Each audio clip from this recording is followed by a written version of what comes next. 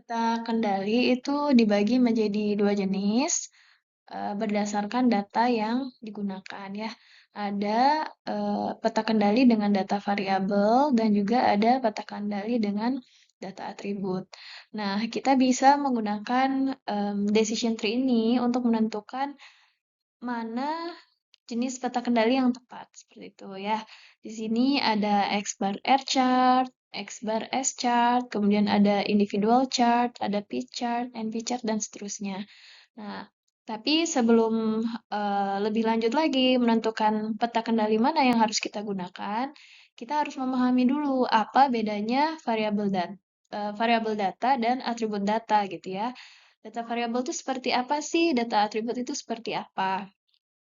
Nah, jadi kalau apa? Data variabel itu adalah data hasil pengukuran gitu ya.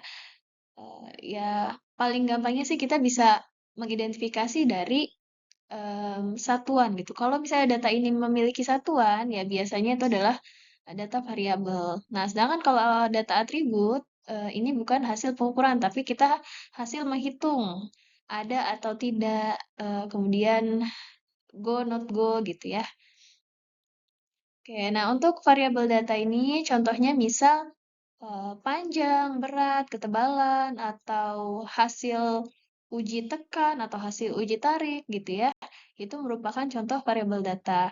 Nah, kalau misalnya eh, ketika kita melakukan apa pengambilan data ukuran sampelnya itu sama dengan satu, maka kita akan menggunakan individual chart atau individual moving range ya, peta kendali IMR ya singkatannya gitu. Tapi kalau misalnya subgroup kita itu memiliki lebih dari 10, lebih dari sampai dengan 10, maka kita akan gunakan X bar S chart. Nah, sedangkan kalau jumlahnya kurang dari 10, artinya 2 sampai 9 ya, itu kita menggunakan X bar R chart. Nah, jadi pertama identifikasi dulu datanya apa. Kalau datanya termasuk data variabel, berarti step selanjutnya kita melihat ukuran sampelnya berapa. Kalau satu kita pakai individual chart, kalau 2 sampai 9 kita menggunakan X bar R chart, kalau lebih dari sama dengan 10 kita menggunakan X bar S chart.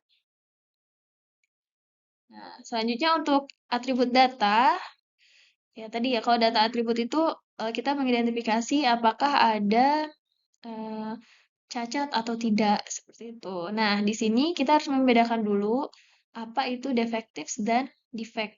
Nah, defective ini istilah lain yang sering digunakan itu adalah non-conforming product ya, defective product atau non-conforming product. Nah, kalau yang defect ini istilah lainnya adalah non-conformity. Nah, bedanya apa sih? Bedanya adalah kalau defective product atau non-conforming product ini adalah produk cacat. Produk yang kita anggap sebagai cacat gitu ya, produk cacat. Nah, kalau defect ini adalah kemunculan jenis cacatnya. Contohnya apa? Misal kita punya produk handphone. Nah, kita akan bilang defektif produk itu misalnya saya punya 100 handphone yang saya uji, kemudian dari 100 handphone itu ada misalnya 10 produk yang cacat. Itu adalah defektif produk. Nah, sedangkan kalau defects, ini yang kita hitung adalah jenis cacatnya. Jenis cacat itu seperti apa? Misalnya dari produk handphone itu ada jenis cacat layar tergores gitu ya, terus apa namanya? Misal tombol rusak dan seterusnya gitu. Nah, itu jenis cacat atau defect gitu. Jadi dalam satu produk itu bisa jadi ada beberapa defect yang muncul gitu. Misalnya selain layar tergores juga ada tadi ya tombol rusak atau ada error gitu ya ketika menjalankan programnya seperti itu. Nah, kalau defektif itu walaupun di dalam satu produk itu ada beberapa jenis cacat yang muncul, kita tetap menghitungnya itu sebagai satu defektif produk gitu ya. Jadi bedanya di situ. Defektif itu lebih ke produk cacat yang dia memiliki minimal satu defects gitu ya. Nah, kalau defect sendiri itu adalah ya yang kita hitung adalah jenis cacat yang muncul. Nah, selanjutnya setelah kita bisa membedakan nih data yang kita miliki itu defektif atau defects.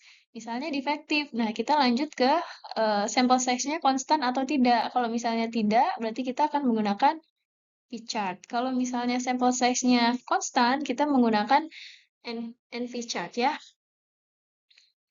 Begitu juga yang defect ya. Kalau sample size-nya konstan, kemudian measurement in fractions-nya 0, maka kita akan menggunakan C-chart. Sedangkan kalau sampel size-nya tidak konstan, kita akan menggunakan U-chart ya. Gitu. Jadi di tahap ini kita harus bisa memilih mana jenis peta kendali yang paling tepat dan paling sesuai dengan data yang kita punya. Nah, seperti di video sebelumnya, di dalam peta kendali itu kita akan menentukan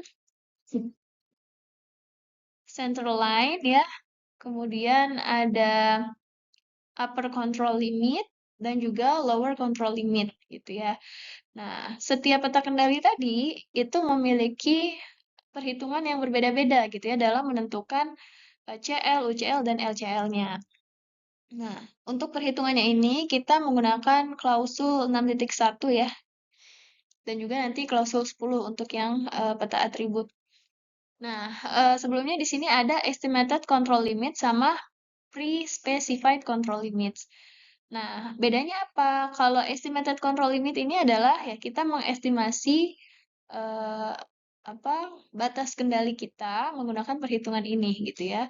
Sedangkan kalau pre-specified control limit ini sudah kita tentukan sebelumnya, misalnya dari pelanggannya dia ingin batasan batasan eh, peta kendalinya seperti apa gitu ya. Nah, jadi udah ditentukan dari awal misalnya dari kontrak dengan pelanggan atau berdasarkan kebutuhan teknis gitu ya. Jadi kita sudah menentukan parameter, misalnya parameter suhu itu harus berada di sekian gitu ya.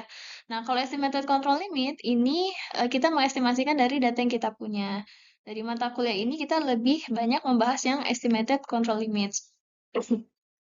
Nah, di sini kita tinggal menggunakan rumusnya saja gitu ya. Contohnya misal kita mau pakai peta X bar R ya. X bar R. Nah, untuk peta X bar R itu nanti kita akan membuat dua peta, ada peta X bar sama peta R. Peta X bar itu cara membuatnya adalah untuk menghitung CL kita tentukan X bar bar. Kemudian untuk upper control limit rumusnya seperti ini dan lower control limitnya seperti ini. Ini untuk R bar dan seterusnya lah. Nanti bisa kita coba ya satu persatu. Nah, pertanyaan selanjutnya, kalau X bar, R gitu ya, kemudian S, itu mungkin kita bisa langsung menghitung gitu ya dari data yang kita punya. Pertanyaan selanjutnya adalah A2, A3, D4 ini dapat dari mana gitu ya. A2, A3, D4, D3, B4, B3 ini kita peroleh dari tabel gitu ya. Nanti di akhir saya akan menampilkan tabelnya dan cara membacanya. Kalau ini rumus untuk menentukan batas kendali untuk peta-peta yang atribut ya. Gitu. Di sini ada peta P-chart, NP-chart, C-chart, dan U-chart. Nah, tadi di slide sebelumnya disampaikan bahwa peta P dan juga peta U itu kita gunakan ketika jumlah ukuran sampelnya itu tidak konstan ya atau berbeda-beda sehingga nanti sangat mungkin upper control limit, lower control limitnya itu berbeda gitu ya. Jadi bentuknya tidak lurus tapi mungkin fluktuatif gitu ya. Nanti kita akan lihat di contohnya. Nah, ini untuk tabel yang akan digunakan. Misalnya tadi ya sample size kita misalnya 5. Kemudian kita akan menggunakan D4 ya untuk menghitung R chart. Ya, berarti nanti D4-nya itu adalah 2,114. Nah, begitu juga kalau misalnya kita pakai X bar S chart, berarti yang kita gunakan di sini. Ini adalah menunjukkan observations in subgroup of size. Ya. Jadi ukuran sampelnya yang kita ambil itu berapa gitu. Nah, sedangkan di paling kanan ini, factors per center line, ini penggunanya agak berbeda dan nanti mungkin akan lebih banyak digunakan pada saat analisis kapabilitas proses. Nah, ini untuk yang lainnya ya. Misalnya subgroup 15 berarti D4-nya 1,653 dan seterusnya.